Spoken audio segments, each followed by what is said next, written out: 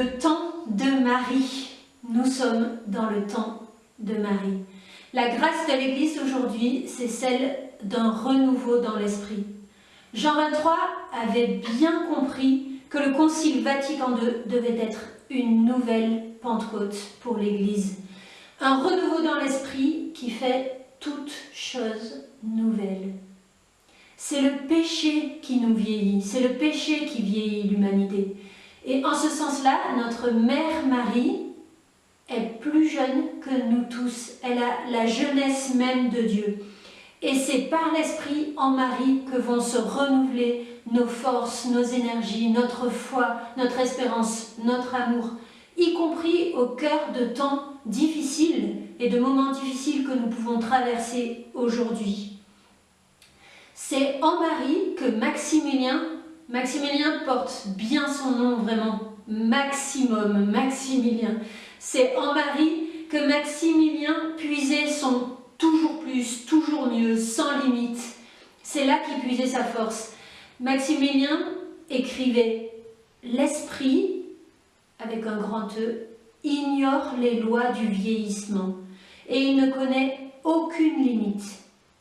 Alors, prier Saint François de nous obtenir une partie de son amour n'est pas un fruit d'humilité. Au contraire, la joie de Saint François sera parfaite lorsque, par son intercession, nous demanderons à Dieu un amour encore plus grand que le sien. Et il ajoute, chaque génération doit ajouter sa fatigue avec ses fruits aux générations précédentes. Et nous, qui ajouterons-nous, demande-t-il. Et toi, et moi, et nous, qui ajouterons-nous? Maximilien a apporté sa pierre. Il est un peu comme Saint François qui, au moment de sa mort, disait « J'ai accompli ma tâche, que le Seigneur vous donne d'accomplir la vôtre ». Maximilien a accompli sa tâche jusqu'à Auschwitz. Il a apporté sa fatigue et les fruits qui allaient avec et qui nous rejoignent encore aujourd'hui avec une fécondité incroyable. Et nous, qu'apporterons-nous à cette génération qui est la nôtre? Qu'apporterons-nous à ce temps qui est le nôtre et qui nous attend? Le pape François n'a pas cessé de dénoncer, de nommer, d'éclairer les défis de ce temps. Il l'a fait dans la joie de l'Évangile, il l'a fait à nouveau dans Laudato Si, il l'a fait encore dans la dernière encyclique sur la fraternité. Il relève tous ces défis que nous connaissons bien. La société de consommation, l'économie de l'exclusion, l'idolâtrie de l'argent, l'anticulture de mort, la crise économique, écologique, spirituelle, anthropologique que nous traversons, la sécularisation, le relativisme, l'indifférence, toutes les institutions qui sont mises à mal, y compris celles de la famille et celles de l'Église. Paul VI, déjà, disait, après le concile, on s'attendait à voir une journée de soleil briller sur l'Église. Au contraire, est arrivé un temps de ténèbres, de tempêtes et de brouillard.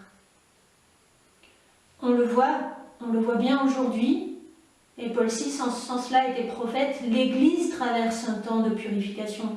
Mais pas simplement l'Église, notre humanité tout entière traverse un temps de purification à travers, y compris cette pandémie dont personne ne connaît les tenants et les aboutissants. Et nous avons du mal à entrer dans l'intelligence de ce que nous vivons et dans l'intelligence des signes des temps. Et en même temps, nous sentons bien qu'au cœur de ce que nous vivons, au cœur de ces épreuves, vibre un appel au repentir, à un repentir véritable, à un repentir qui soit un retournement, une conversion, car Dieu est là qui attend pour nous faire grâce, Dieu est là qui attend pour nous prendre en pitié, Dieu est là qui nous aime. Combien d'apparitions mariales dans ces derniers siècles pour nous rappeler ce message de conversion et de pénitence. Saint Louis-Marie Grignon de Montfort disait « Dans les derniers temps, Marie doit éclater plus que jamais en miséricorde, en force et en grâce. » Vous voyez, l'Esprit guide l'Église dans la plénitude de la révélation. La révélation est complètement accomplie en Jésus-Christ, mais elle se déploie au fil des siècles. Et c'est l'Esprit qui nous guide dans cette révélation. Et c'est l'Esprit qui choisit lui-même les temps et les moments de cette connaissance progressive dans laquelle nous entrons et qui nous fait connaître la plénitude de la vérité.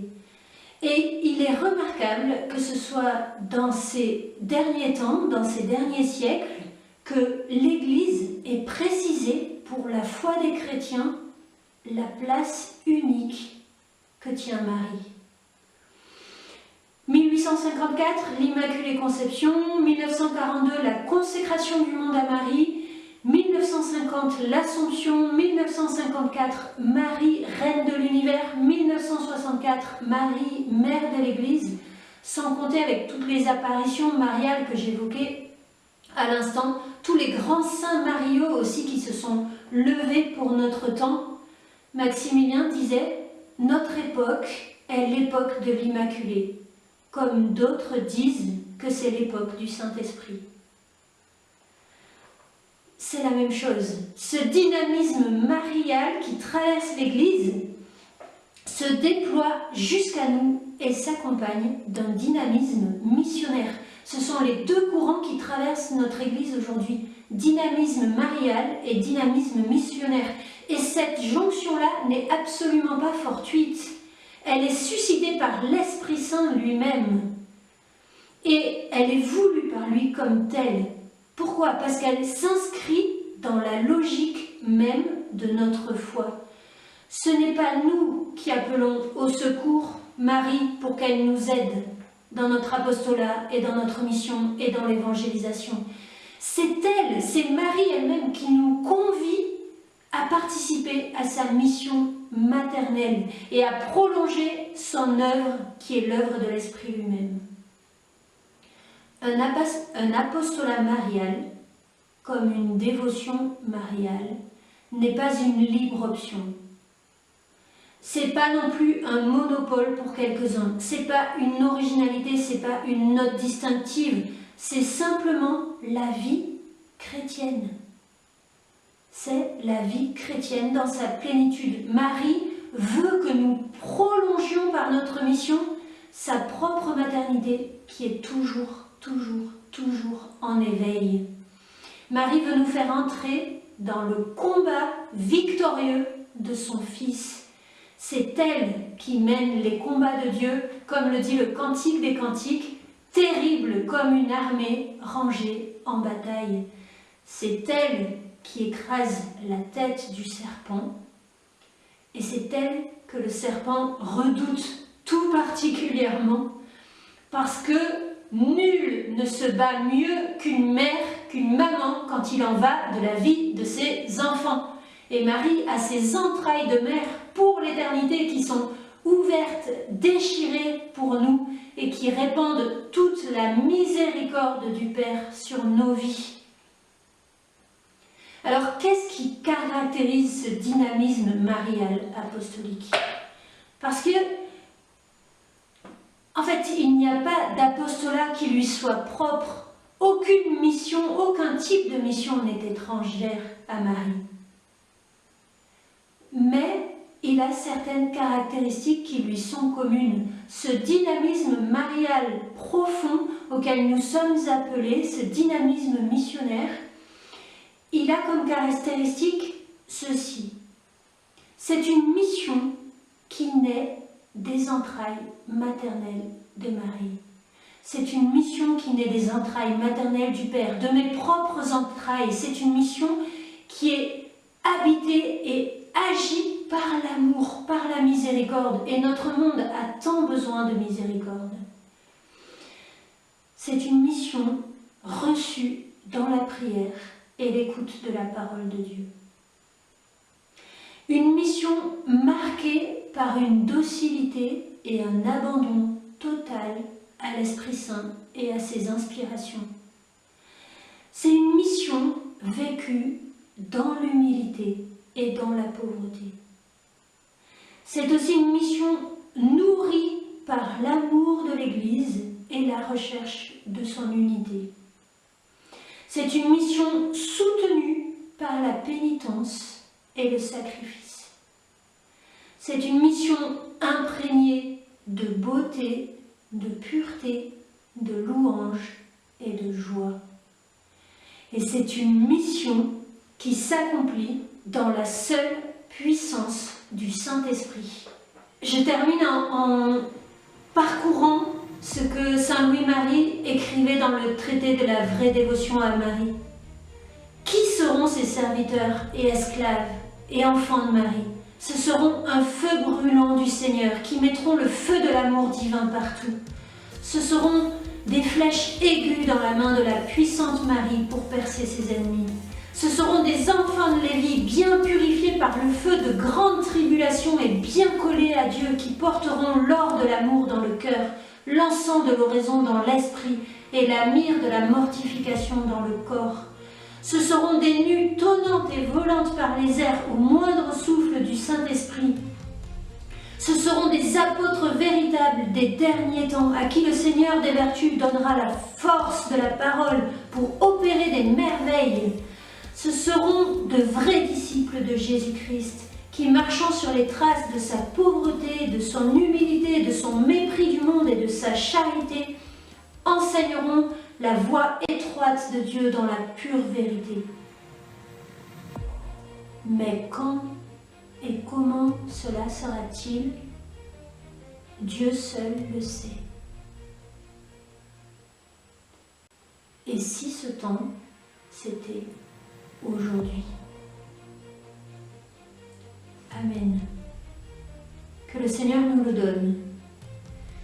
Alors, le défi d'aujourd'hui, notre monde a besoin de saints et de saintes. Il a besoin de ces apôtres des derniers temps qui soient des figures de miséricorde, de paix, de vérité, de lumière, de tendresse, pour ajouter tout ce que vous voulez, qui soient des figures mariales, qui soient agies par l'Esprit.